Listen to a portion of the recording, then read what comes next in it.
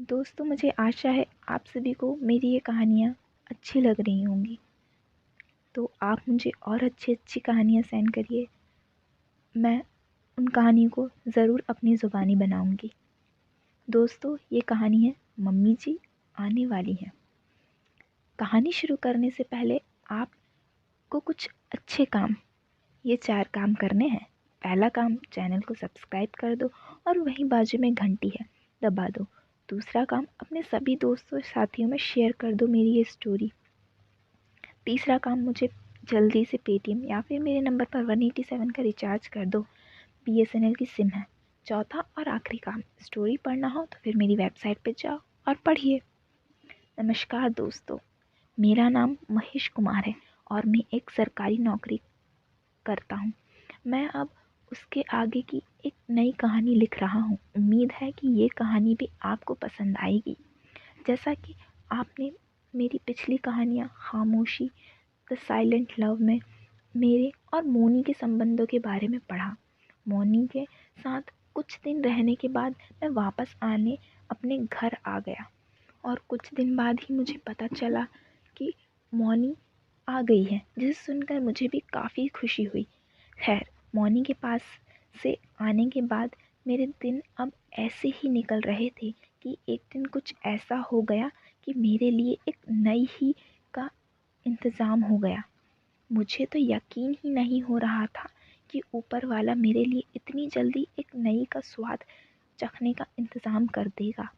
सही में नई नई का स्वाद चखने में मामले में तो कभी कभी मैं अपने आप को बहुत ही भाग्यशाली समझता हूँ, क्योंकि अभी कुछ दिन ही तो हुए थे जब मुझे मौनी का स्वाद चखने को मिला था। और अब ये, चलो अब ज़्यादा समय ना लेते हुए मैं सीधे कहानी पर आता हूँ। मगर कहानी शुरू करने से पहले मैं अपनी हर एक कहानी की तरह ही इस बार भी वही दोहरा रहा हूँ कि मेरे सभी कहानियाँ काल्पनिक है, जिसका किसी के साथ कोई संबंध नहीं है। अगर होता भी है तो मैं पात्र ये एक संयोग ही होगा। जैसा मेरा पैर टूट जाने की वजह से मैं किसी भी कॉलेज में दाखिला नहीं ले सकता था, इसलिए मैं अब ऐसे ही घर में पड़ा रहता था। वैसे तो मैं कुछ करता नहीं था, मगर हाँ, मैं अब भी अपनी भाभी के घर के काम में हाथ ज़रूर बटा देता था।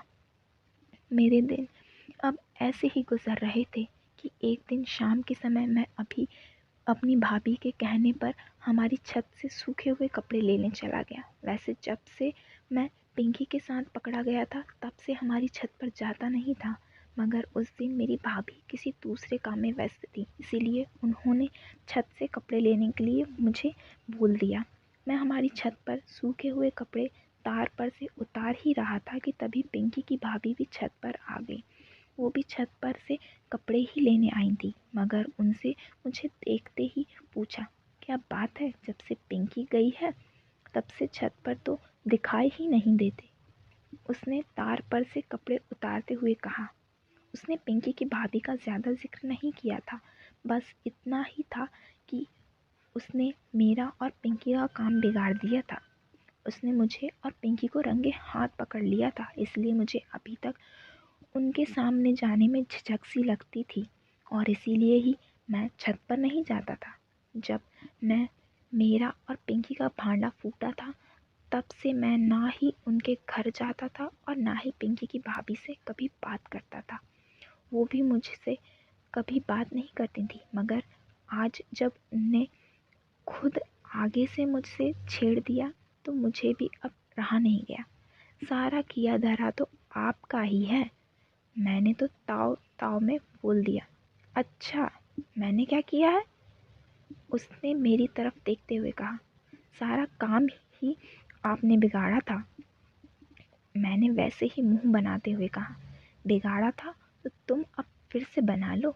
आ रही है पिंकी अगले महीने।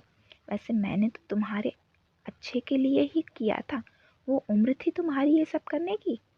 पिंकी की भाभी की बात सुनकर मुझे अब झटका सा लगा और मेरा सारा गुस्सा एक पल में ही गायब हो गया, क्योंकि कल तक तो वो मुझे और पिंकी के पकड़ने की फिराक में रहती थी और आज खुद ही मुझसे बता रही है कि अगले महीने पिंकी आ रही है। पहले जब मेरे और पिंकी के संबंध थे तब मैं पिंकी की भाभी से काफ़ी हंसी मजाक कर लिया करता था, जिसको वो कभी बुरा नहीं मानती थी। वो देखने में भी काफ़ी सुंदर हैं, इसलिए पिंकी के साथ साथ मेरी नज़र उस पर भी रहती थी।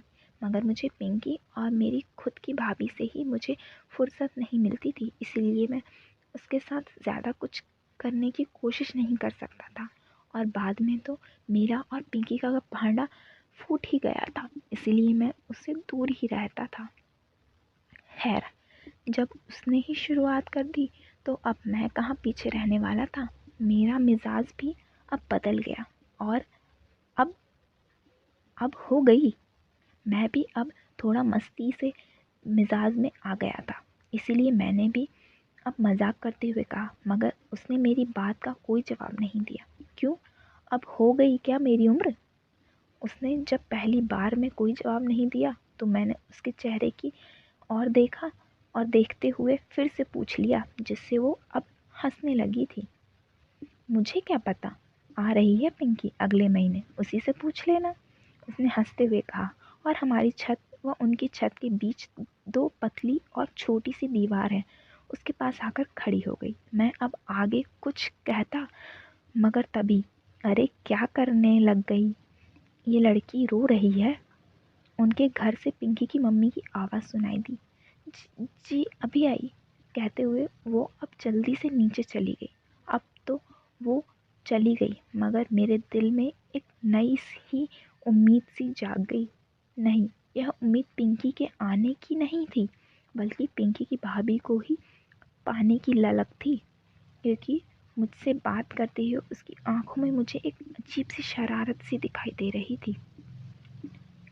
आपने कभी किसी लड़की या औरत को पटाया होगा तो आपको पता होगा कि उसकी शुरुआत सबसे पहले आँखों से ही होती है। वो लड़की या औरत पटेगी या नहीं, इसका अंदाज़ा अधिकतर उनके देखने के तरीके से ही हो जाता है। अब इतना अभ्यास तो मुझे भी हो ही गया था, साल भर से भी ज़्यादा हो गया था मुझे उससे बात किए, मगर आज उसने खुद ही पहल की थी। और जिस तरह से वो अपनी आँखों को नचा नचा कर मुझसे बात कर रही थी, उससे तो यही लग रहा था कि मुझसे थोड़ी सी कोशिश करने पर ये पक्का हुआ आम खुद ब खुद ही मेरी झोली में गिर जाएगा। मैंने मेरी उस कहानी में पिंकी के परिवार और उनकी भाभी का ज़्यादा जिक्र नहीं किया था। बस इतना ही था कि पिंकी की भाभी ने मुझे और पिंकी को रंगे हाथ पकड़ लिया था। मगर अब बात चली है तो मैं उसके पहले परिवार के और पिंकी की भाभी के बारे में बता देता हूँ। पिंकी की भाभी का नाम स्वाति है, जो 27-28 साल की होगी।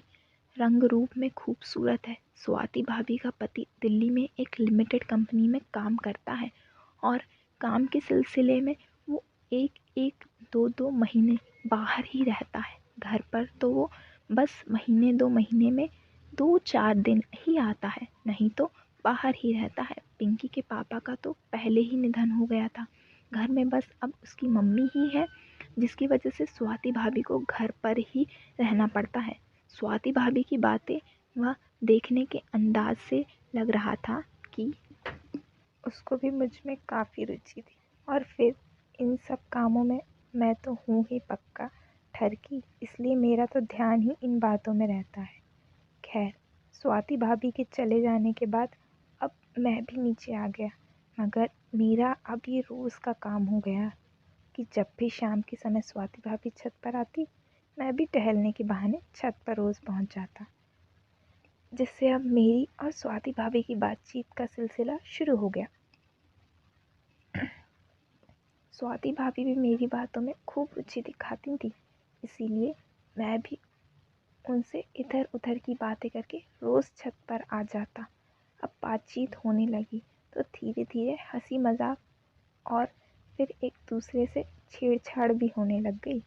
मगर असल में तो मेरी नज़रें उनके दोनों पपीतों पर ही रहती थी, जिसको वो भी शायद अच्छे से समझती थी, पर कुछ कहती नहीं थी। वो भी अनजान बनकर मुझे दर्शन करवाती थी, जिससे अब मेरी भी हिम्मत बढ़ गई। बस बातों बातों में हंसकर टाल देती थी।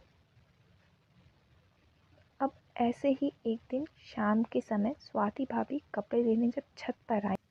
दोस्तों, आगे की कहानी मेरे अगले पार्ट में होगी। बड़ी बड़ी क्यों देता है भाई।